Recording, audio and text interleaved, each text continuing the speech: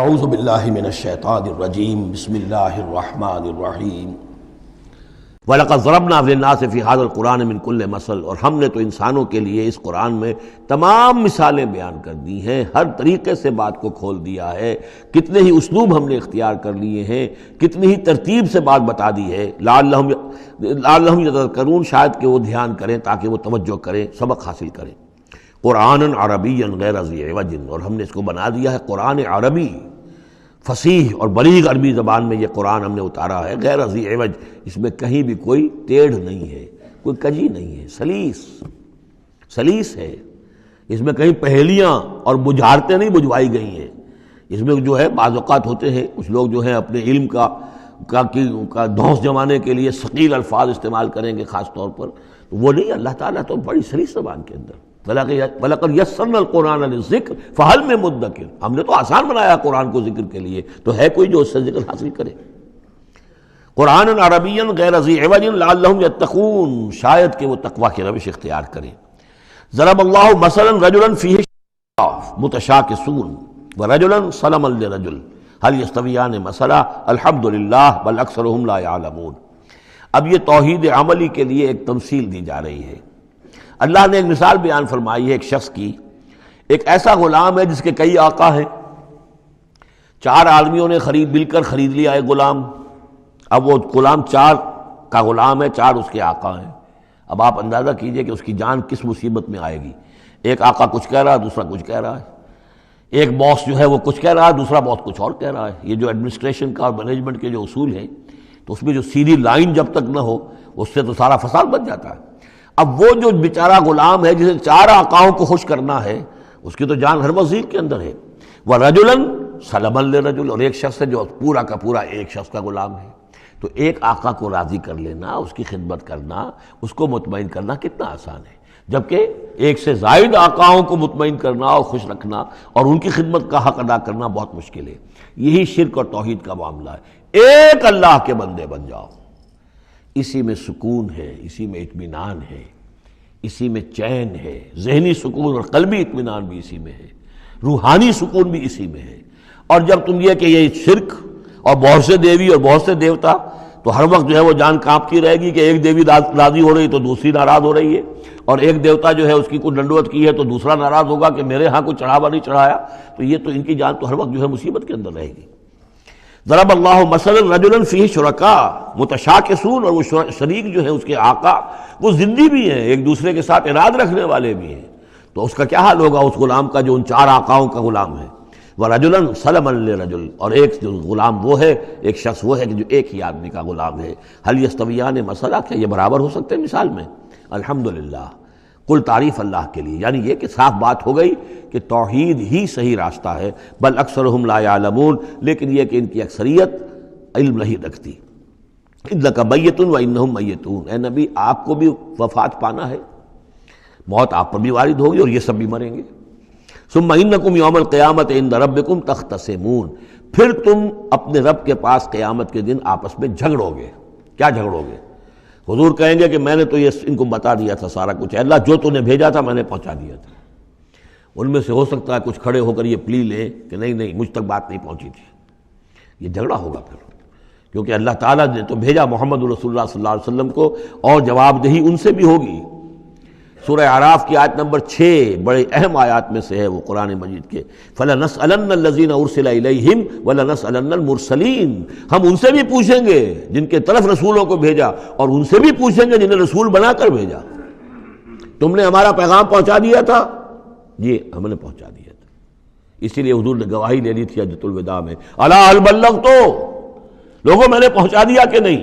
اور پورے مجمع نے کہا انا نشہد انک قد بلغت وادیت ونصحت، ہاں حضور ہم گواہ ہیں، آپ نے حق تبلیغ ادا کر دیا، حق خیر خواہی ادا کر دیا، اور آپ نے حق امانت ادا کر دیا۔ پھر آپ نے اللہ کی سے خطاب کرتے ہوئے آسمان سے بھی اشارہ کیا، انگلی سے اشارہ کیا آسمان کی طرف، اللہم اشہد، اللہم اشہد، اللہ تو بھی گواہ ہے، یہ مان رہے ہیں کہ میں نے پہنچا دیا۔ پھر آپ نے فرمایا فَلْيُبَلِّغِ الشَّاهِدُ الْغَائِبَ، اب میں نے تو تمہیں پہنچا دیا ہے، تمہارا فرض ہے کہ تم پہنچاؤ ان کو جو یہاں موجود نہیں ہے۔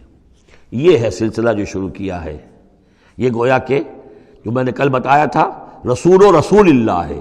اب گویا کہ پوری امت جو ہے وہ اللہ کے رسول کی رسول ہے۔ اللہ کے رسول نے باقی پوری نوع انسانی کے لیے اپنی امت کو یہ کام سونپ دیا ہے کہ جیسے میں نے تمہیں پہنچایا تھا تمہیں پہنچانا ہے پوری نوع انسانی کو۔ تو پوری امت گویا کہ رسول و رسول اللہ ہے، اللہ کے رسول کی رسول، کہ اللہ نے بھیجا محمد کو اور محمد نے وہ ذمہ داری ان کے اپنے کندھے سے ان کے کندھوں پر منتقل کر دی۔ یہ ہے صورتحال جس کو دو جگہ قرآن میں کہا گیا۔ سورہ حج میں بھی ہم پڑھ چکے، هو اجتباکم وما جعل علیکم فی الدین من حرج الی قولہ تعالی لیکون الرسول شہیدا علیکم وتکونوا شہداء علی الناس۔ اور ادھر سورہ بقرہ کے اندر کہہ دیا گیا ہجرت کے ادھر ہجرت کے ادھر، یہ دونوں صورتیں ہجرت سے متصلاً قبل حج اور ہجرت کے متصلاً بعد البقرہ۔ اور ادھر کیا آ گیا وَكَذَلِكَ جَعَلْنَاكُمْ أُمَّةً وَسَطًا لِتَكُونُوا شُهَدَاءَ عَلَى النَّاسِ وَيَكُونَ الرَّسُولُ عَلَيْكُمْ شَهِيدًا، صرف ترتیب بدلی ہے۔ فَمَنْ أَظْلَمُ مِمَّنْ كَذَبَ عَلَى اللَّهِ وَكَذَّبَ بِالصِّدْقِ إِذْ جَاءَهُ، اس شخص سے بڑھ کر ظالم کون ہوگا جو اللہ پر جھوٹ باندھے، جھوٹ کہے، اسے کوئی وحی نہ آئی ہو اور وہ کہے کہ مجھ پر وحی آئی ہے۔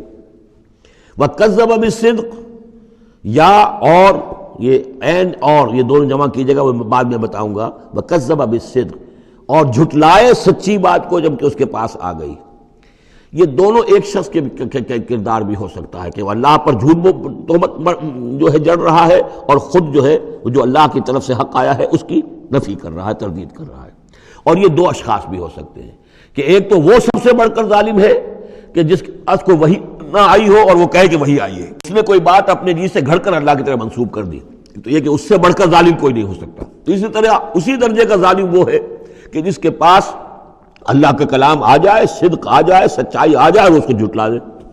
الیس فی جہنم مثوی للکافرین، تو کیا جہنم ہی میں ٹھکانہ نہیں ہے ایسے کافروں کا؟ اب اس کے برعکس دیکھیے والذی جاء بالصدق وصدق بہ، یہاں بھی یہ دونوں احتمالات ہیں۔ اور وہ شخص کے جو لایا سچائی اور وہ شخص کے جس نے سچائی کی تصدیق کی، یہ بھی ایک ہی شخص بھی ہو سکتا ہے کہ کسی شخص کے کردار میں دونوں پہلو ہیں۔ وہ راست باز ہے، خود بھی اس کا سارا معاملہ راستی پر ہے، اور پھر یہ کہ جو راستی جو حق اس کے سامنے پیش کیا جائے فوراً قبول بھی کرتا ہے، تصدیق بھی کرتا ہے۔ لیکن یہ کہ عام طور پر خیال یہ ہے کہ والذی جاء بالصدق سے مراد یہاں محمد رسول اللہ صلی اللہ علیہ وسلم جو لائے ہیں سچائی اللہ کی جانب سے، اور وصدق بہ سے مراد حضرت ابوبکر ہیں رضی اللہ تعالی عنہ جنہوں نے اس سچائی کی تصدیق کی ہے۔ وجاء بالصدق وصدق بہ اولئک هم المتقون، یہی لوگ ہیں جو کہ متقی ہیں۔ لہم ما یشاؤون عند ربہم، ان کے لیے جو کچھ یہ چاہیں گے ان کے رب کے پاس وہ ان کو دے دیا جائے گا، فراہم کر دیا جائے گا۔ ذالک جزاء المحسنین، یہی ہے نیکوکاروں کا بدلہ۔ لیکفر اللہ عنہم اسوأ الذی عملوا ویجزیہم اجرہم باحسن الذی کانوا یعملون، تاکہ اللہ تعالیٰ ان کے وہ اعمال جو برے ہیں وہ تو ان سے دور کر دے۔ یعنی ظاہر بات ہے کہ انبیاء تو خیر معصوم ہیں، ان سے تو کسی غلط بات کا جو ہے اگر کوئی امکان پیدا ہوتا بھی ہے بنائے طب بشری تو اللہ تعالیٰ محفوظ کر لیتا ہے اور اس کا صدور نہیں ہونے پاتا۔ باقی تو ہر شخص سے خطا ہو سکتی ہے، غلطی ہو سکتی ہے، تو اللہ تعالیٰ جو ہے ان کے جو برے اعمال ہوں گے انہیں تو دور کر ہٹا دے گا، نامہ اعمال سے دھو دے گا۔ کوئی لغزش ہے، کسی وقت کوئی خطا ہو گئی ہے، کوئی ایسی شے ہے کہ جو ان کے ہاں ناپسندیدہ ہے، ان کے کردار میں ہے، اللہ اسے دور کر دے گا، دھو دے گا۔ وَيَجْزِيَهُمْ أَجْرَهُمْ بِأَحْسَنِ الَّذِي كَانُوا يَعْمَلُونَ، اور ان کا جو جزا ان کی معین کرے گا وہ ان کے بہترین اعمال کے حساب سے کرے گا۔